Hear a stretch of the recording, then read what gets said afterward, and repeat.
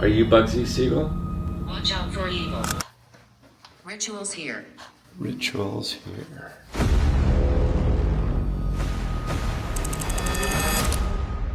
What happens in Vegas stays in Vegas. But what if the people who built Vegas never actually left? Welcome to the Flamingo.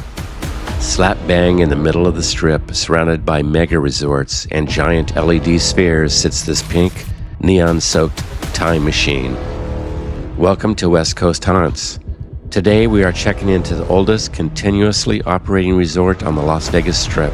But we aren't here for the all-you-can-eat buffet, and we definitely aren't here to lose our life savings at the blackjack table. We're here because behind the pink feathers and the palm trees, this hotel has a dark, bloody history.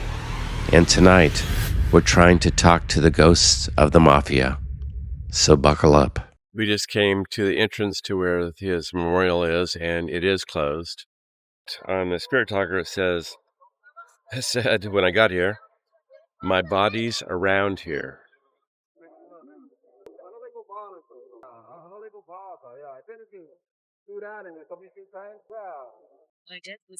My death was brutal. All these are relevant.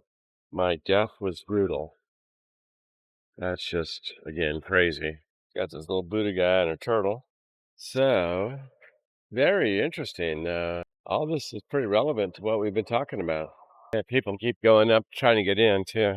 But not allowed. This is going to be locked, I'm sure. Ethel. So lungs, my death was brutal, and Ethel. The Flamingo wasn't built by some corporate hedge fund. It was built in 1946 with dirty money, spearheaded by the notorious and terrifyingly handsome mob boss, Benjiman Bugsy Siegel. Bugsy named the hotel after his girlfriend, Virginia Hill. Her mob name?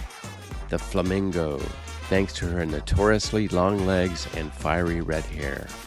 For decades, the Flamingo was the epicenter of pop culture cool. It was one of the 5 casinos robbed by Frank Sinatra's crew in the original Ocean's 11. Speaking of Sinatra, he practically lived here in the 80s, famously throwing diva-level tantrums and doing his makeup in a freight elevator when his dressing room wasn't ready. It is that I turned on... Be careful in here. Okay, I will. Thank you for warning me. Is that I turned on a grid, so you can see the grid here on the wall, and it's even on the floor here. So if anything passes in front of it, you can see where it takes out some of the dots. So we'll be using that grid from time to time in different venues. Welcome to one of the oldest places here on the Strip. Oldest continuously operating casino. This was actually planned to be built in 1945, right after the war, World War II. Founded by a guy by the name of Billy Wilkerson. He was the founder of the Hollywood Reporter, and he tried to build the hotel. He purchased 33 acres and decided that he wanted a European-style hotel like that of Miami Beach. And if anybody remembers The Honeymooners, which was an old show, it was before my time too, but with Jackie Gleason and Lucy, okay, and they were out of Miami Beach, Florida, with palm trees and the whole bit. Kind of a cool vibe. And that's what he wanted to build here in Las Vegas. So before he started to do the Miami Beach type of thing, most of the casinos were Western themed, and he wanted something a little more upper scale with fine dining and beautiful ambiance. I'll affect the lights. I'll affect the lights. Okay, well, thank you for, please don't do that right now. Are you gonna take care of the lights for us? So anyway, just so you know too, we have the dead ball out, we have some cat balls, we have the REM pod, and we have the coffin-like thing that reads, and we have an air temperature change there. That's what that is all about. So anyway, due to high construction and gambling losses, he was forced to accept an investment opportunity from the mob and crime figures.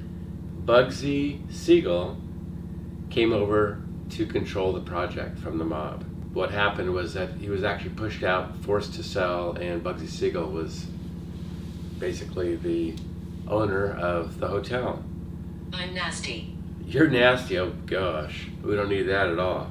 The Flamingo was named after his girlfriend, Virginia Hill, who was nicknamed that because she had long legs and red hair. So she was known as a Flamingo.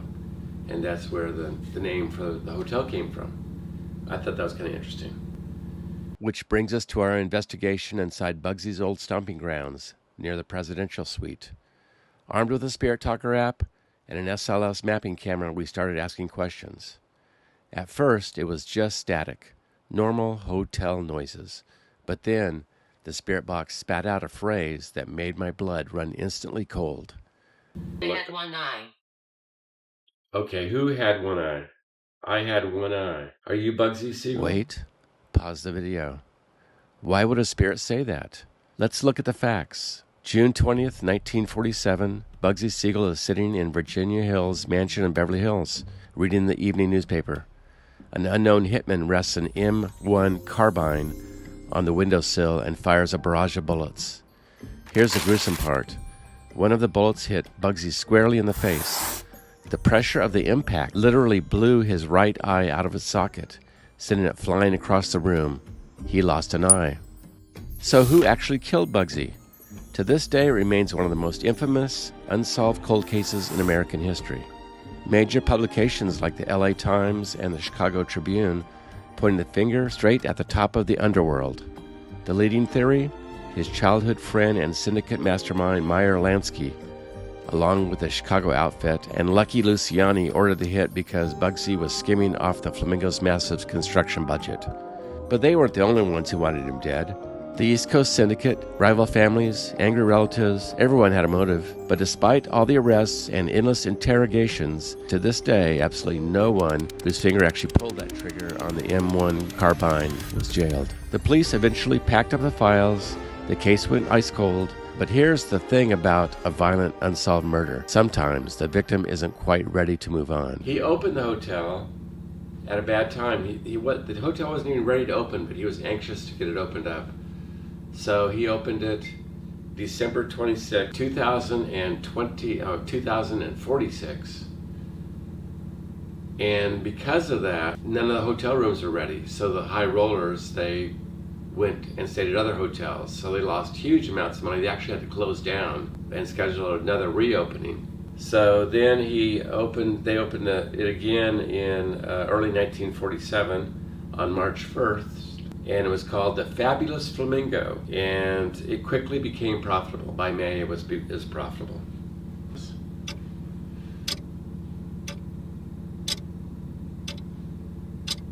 Yeah, we'll go down and see his memorial that they have here on the property. And a lot of times people say that they can see ghosts there near that. And what that was, where the memorial is, that marks the spot of where the original Flamingo was stationed. 4 lights. 4 lights, okay. Rosemary. Rosemary, okay. Who is Rosemary? You want to explain that to me? Wait, Rose? Did the box just say Rose? If you don't know Vegas mob history, you might have missed this. But this just blew this investigation wide open. The voice might be referring to Rose Marie before she was a massive TV star on the Dick Van Dyke Show. She was a singer, and not just any singer. She was the opening act for the Flamingo Hotel on its disastrous grand opening night in 1946, personally hired by Bugsy Siegel himself. But here's the crazy part. Rose Marie wasn't just an entertainer. She was famously loved by the underworld. Al Capone and Bugsy Siegel literally treated her like family. To the mob, she was affectionately known as the Kid. She knew their secrets, she performed at their private parties, and she was fiercely loyal to them until the day she died. Are we tapping into a phantom mob reunion? I didn't even have time to process that before the box spoke again, and this time it made my blood run cold. No, you don't want to explain that to me. Okay. Yes, you do. Or no, you don't. Okay. Bella's very active again tonight. I don't even think I have these cat balls ready to go. That one wasn't, as it would light up if I touched it. There we go. So you're welcome to move any of these objects.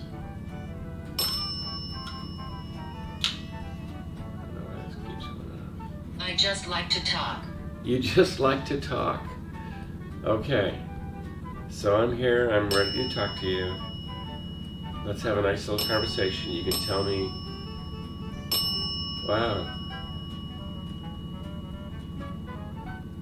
You are very good with that bell. That's an old trigger object. A bell is like, in the olden days, something that spirits should actually be able to know what it is, rather than the REM pod. Standing beside you. Okay. Which side? Where are you? That's kind of scary.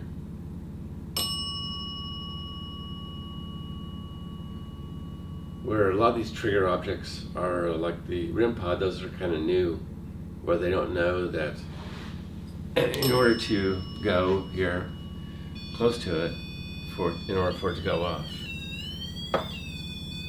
So look at that. Planned, yeah, that was planned. You're right. We planned for that to happen. So I appreciate you being here discussing things with me. And if that wasn't crazy enough, literally minutes after the voice box mentioned the eye, we booted up the AI Spirit Image Generator, a software that uses environmental sensors to render visual representations of anomalies. It kind of does the same thing as a spirit talker, but instead of voice, it is with pictures. Look at the screen. That is not a glitch. The software rendered a woman. A young woman with a very distinct chestnut red hair. Sound familiar? Remember who Bugsy named the entire multi-million-dollar empire after? Virginia Hill, the original flamingo with the flaming red hair. She was in Europe when Bugsy was assassinated, but she died tragically years later. Are they reuniting in the afterlife after the very hotel that doomed them? Yeah, I don't know what to say. That just kind of made me believe that we're talking to him, because how odd is it for us to get something like that?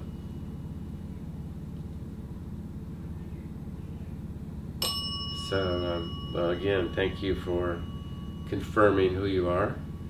We're here again. If you have anything more to say, please talk through the spirit talker, and we can go from there. Okay, thank you. I enjoy talking to you too. So it's really been interesting so far. Auntie. Auntie. Okay, I don't know what that means. Auntie. I'm almost afraid to put auntie in here to see if something pops up. Is that, well, evidently there's something having to do with auntie, because we're going on and on and on about this too. That is very You felt good. me. You felt you. I felt you. You felt me. Okay. This is really interesting. Yeah, I almost feel like I did feel you. I felt like a little pain here in my side. That's interesting. So, yeah, this thing's just going off.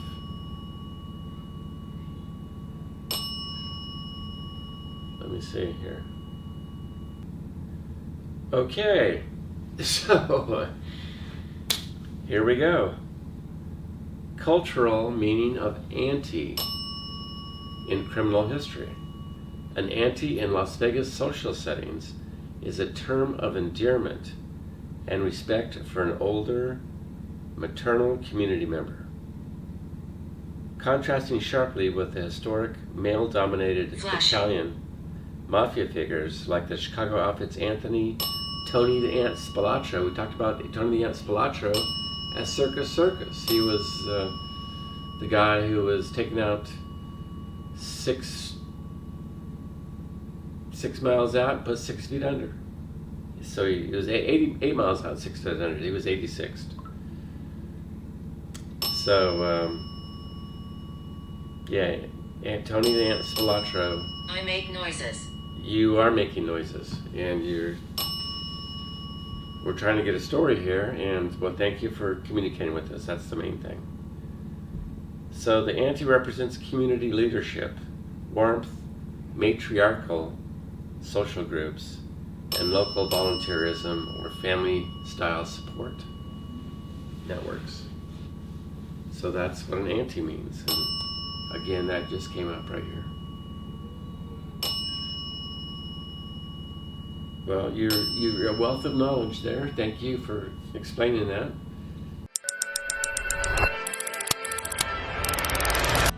Paranormal investigators call this place a hotbed of residual energy.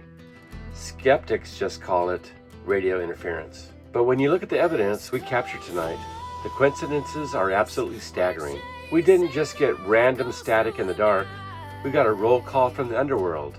Think about the puzzle pieces we just put together. The spirit box explicitly called out Rosemary, the famous singer who opened this very hotel for the mob. Then we got the terrifying one-eye confession that perfectly matches the gruesome way Bugsy Siegel was assassinated. And here is the darkest part about the murder. It wasn't a random hit. It was exactly what is known as the takeover of the Flamingo, a meticulously planned corporate restructuring by the mob executed with military precision. The East Coast syndicate wiped him out, seized control of the casino within minutes, and then had the audacity to put in loving memory from the family on his grave. The family, it wasn't a tribute from his relatives. It was a dark, sarcastic signature from the exact same mobsters who ordered his execution. And to top it off, the AI generator, it literally mapped out a young woman with fiery red hair right near Bugsy's old suite. A dead ringer for Virginia Hill. Bugsy's lover, his infamous mob girlfriend, and the original Flamingo herself. So we have to ask you guys, did we just experience a stirring of bizarre electronic glitches? Or did we actually just crash a phantom mob reunion? Are Bugsy, his lover, and his ruthless family still running the hotel from the grave? We want to hear your theories. Drop a comment down below and let us know what you think actually communicated with us tonight. Make sure to hit the like button, subscribe if you dare, and we'll see you in the next West Coast Haunts investigation.